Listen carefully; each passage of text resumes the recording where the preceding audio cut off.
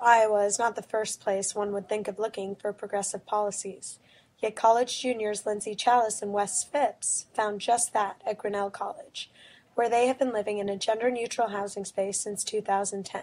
For Chalice, who has been friends with Phipps since freshman year, having a male roommate felt instantly normal. We meet, new kids, like prospies, or my parents or whoever are like, oh, wow, you room with a boy, what's that like?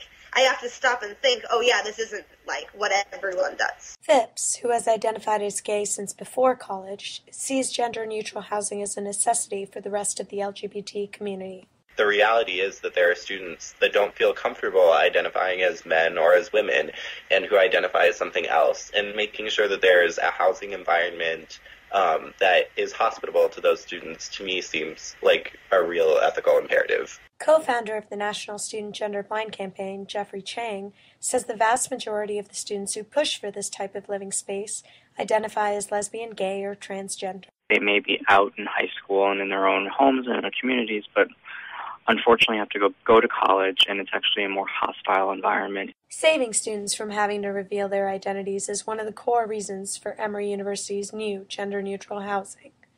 According to Frank Gardner, director of Emory's Claremont campus, where the pilot program is based, the previous housing policy for LGBT students inadvertently had them outing themselves. But people still had to self-identify and come forward and sort of say, I'm special, where we kind of wanted to remove that barrier and just have it be that if you want to sign up, you can sign up, and that's all it is. Director of Emory's Residence Life, Andy Wilson, sees gender-neutral housing as a progressive step that he hopes will change attitudes in the rest of the South. My colleagues elsewhere are struggling with it. We have the ability to do it because of the values of our university, and other universities have slightly different values, or stakeholders who have different values.